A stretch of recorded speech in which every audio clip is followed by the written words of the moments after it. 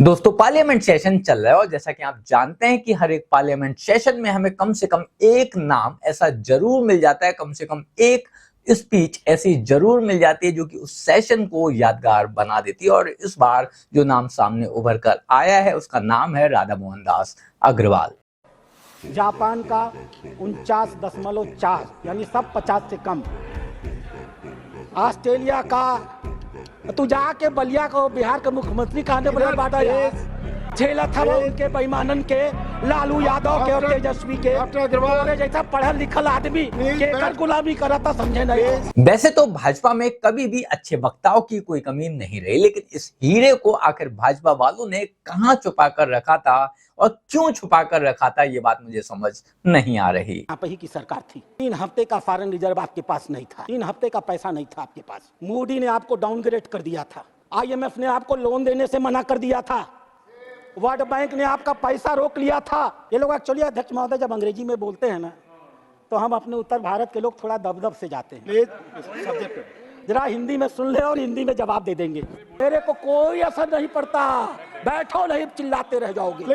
राधा मोहन दास अग्रवाल जी की इस स्पीच का जादू देशवासियों के सर पर ऐसे चढ़कर बोल रहा है कि वो इन्हें सीधे सुधांशु त्रिवेदी से कंपेयर कर रहे हैं। भाजपा वालों ने भी उन्हें इस स्पीच का इनाम देते हुए राजस्थान का प्रदेश प्रभारी बना दिया है। ये स्पीच मजेदार तो थी ही, लेकिन हद तो तब हो गई जब लालू यादव का एक चमचा इन्हें डिस्टर्ब करने के लिए खड़ा हुआ तो उन्होंने उसे उसकी ही भाषा में यानी कि भोजपुरी में ही गरिया दिया। बाकी क्या कुछ हुआ इस भाषण में, इस स्पीच में, चलिए देखते हैं।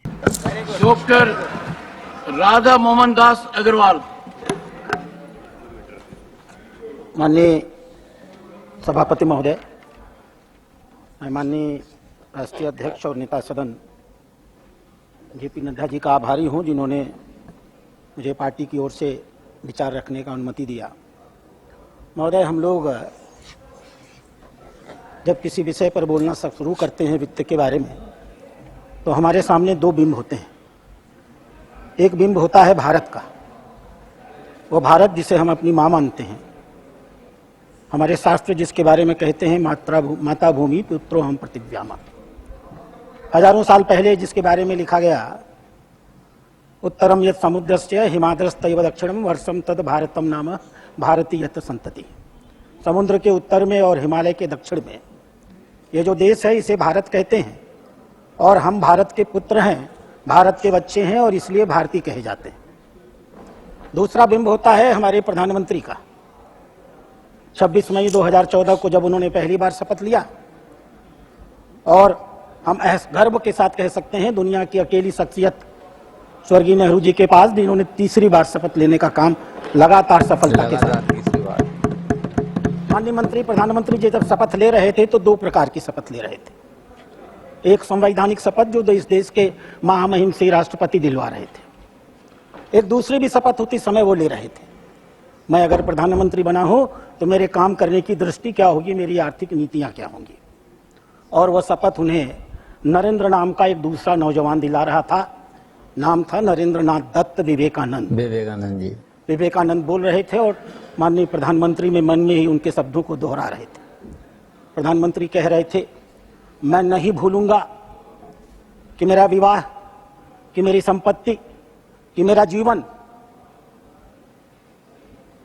मेरे व्यक्तिगत भोग विलास के लिए या इंद्रिय सुखों के लिए हुआ है, मेरे व्यक्तिगत सुख के लिए हुआ है।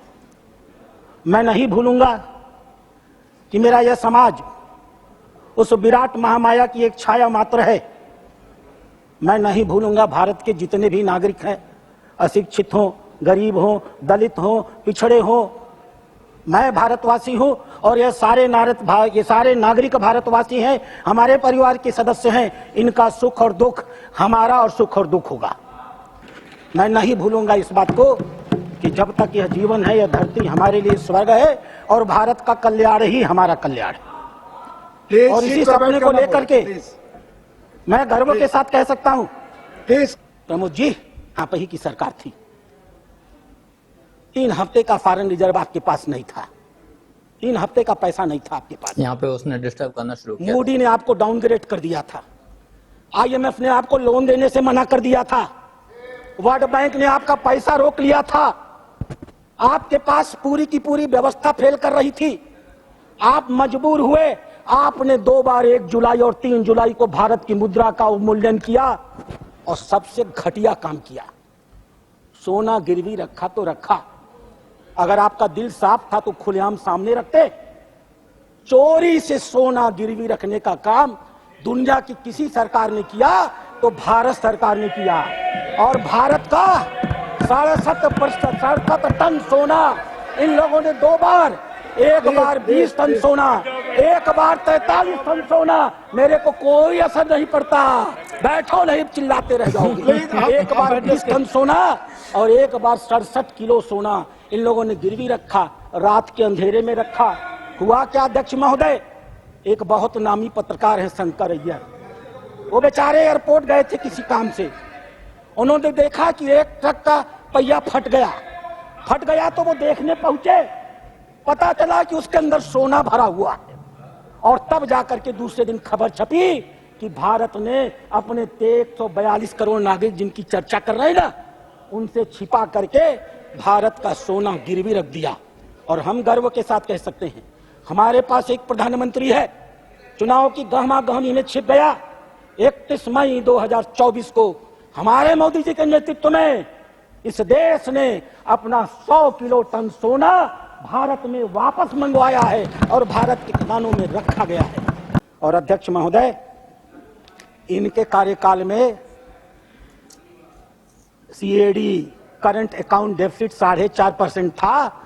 हम गर्व के साथ कह सकते हैं हमारी वित्त मंत्री ने कल बजट प्रस्तुत किया और हमारा सीएडी 4.5% से घट करके 0.7% पर आ गया है। एक और आंकड़ा ये लोग निकलवाते हैं अध्यक्ष महोदय, वित्त मंत्री है ना, ये भूल गए होंगे, याद करा देना जरूरी है, याद करा देना जरूरी है इनको अध्यक्ष महोदय। हाँ, अपने जमाने का सब याद रहता था, लंबे लंबे ये लोग। एक्चुअली अध्यक्ष महोदय जब अंग्रेजी में बोलते हैं ना तो हम अपने उत्तर भारत के लोग थोड़ा दबदब से जाते हैं। जरा हिंदी में सुन ले और हिंदी में जवाब दे देंगे।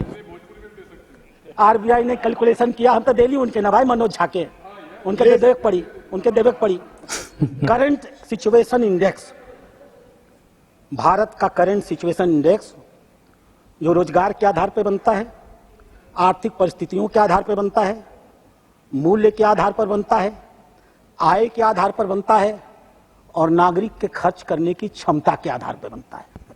100 के मुकाबले इसका मूल्य है 97.1%।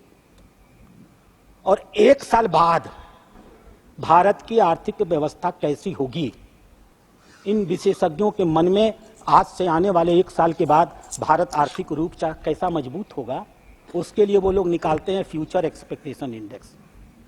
और अध्यक्ष महोदय, 100 के इंडेक्स में भारत का मूल्य 124.7% है। ये गरीबी की बात कर रहे थे अध्यक्ष महोदय। ये वर्ल्ड बैंक एक जमाने में गुलामी करते थे ना, उसी के इशारे पर नाचा करते थे ना। ये पर कैपिटा इनकम से गरीबी देखते हैं।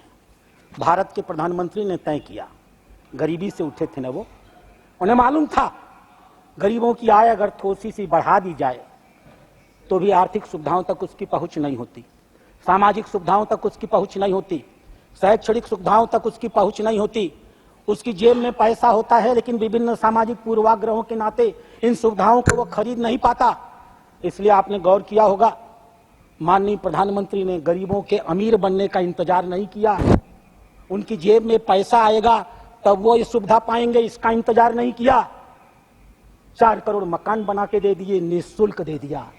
घरों में शौचालय दे दिया, निःशुल्क दे दिया। घर में फ्री बिजली दे दिया, निःशुल्क दे दिया। इलाज का इलाज करा दिया, निःशुल्क दे दिया। गैस दे दिया, निःशुल्क दे दिया। और फिर आय बढ़ा करके 80,000 से बढ़ा करके 86,000 से बढ़ा करके अध्यक्ष महोदय 2,12,000 कर दिया। मैं समाप्त कर रहा हूँ। नीति आयोग का यह मल्टी डायमेंशनल पॉवर्टी इंडेक्स अध्यक्ष महोदय जो यह बताता है कि पिछले 10 सालों में हमने 24 करोड़ 10 लाख लोगों को सिर्फ गरीबी रेखा से ऊपर नहीं उठाया है। जीवन की जितनी जरूरतें होती है ना, आप लोग तो अमर सेन के बहुत बड़े भक्त हैं ना, क्योंकि वो भाजपा के विरोधी हैं। अमर सेन का गुण गाते हैं आप लोग ना, अमर सेन भी लेकर के आए थे इसी मल्टी डायमेंशनल पॉवर्टी को। आपने नहीं लागू किया क्योंकि आपका चेहरा बेनकाब हो जाता। आपने नागरिकों को सुविधाएं दी नहीं थी, खाली फर्जी पर कैपिटा बताया करते थे। इसलिए आपने इस देश में मल्टी डायमेंशनल पॉवर्टी कभी नहीं लागू की। भारत के प्रधानमंत्री ने काम किया था, नागरिकों तक सुविधा पहुंचाई थी। चुनाव चुनौती के साथ उन्होंने कहा, जब तक एक एक नागरिक के चेहरे पर खुशी नहीं आएगी, गांधी जी का वो सपना पूरा नहीं होगा कि जब तुम नीतियां बनाते हो तो यह देखो कि तुम्हारी नीतियों से गरीबों के आंसू साफ होते हैं या नहीं। हम गर्व के साथ कह सकते हैं, पिछले 10 सालों में हमने 24 करोड़ 10 लाख नागरिकों के आंखों से आंसू पूछे। अध्यक्ष महोदय, मैं अभी बहुत कुछ कहना चाहता था, लेकिन आपने रोका है, इसलिए मैं रुक रहा हूँ। मौका दीजिएगा तो फिर अपनी बातें रखूंगा। धन्यवाद। ऑनेस्टली अगर मैं बताऊं तो आज मैंने पहली बार सुना है और पहली बार में ही मैं इनका फैन बन गया। दूसरी बात ये भी है कि इससे पहले मैंने ना तो देखा था ना ही सुना था, लेकिन अब मन करता है कि जो भी स्पीच इनकी आएगी वो कम से कम एक बार सुननी तो पड़ेगी ही, क्योंकि उसमें भी क्या पटाखा ये फोड़ दें कोई भी नहीं जानता। बाकी आप लोग इस बारे में क्या सोचते हैं कमेंट कर जरूर बताएं। बाकी इनकी स्पीच का कौन सा हिस्सा आपको सबसे ज्यादा अच्छा लगा ये भी जरूर बताएं। जल्द मिलते हैं किसी नए वीडियो में नए टॉपिक के साथ। तब तक गुड बाय, नमस्कार, जय हिंद।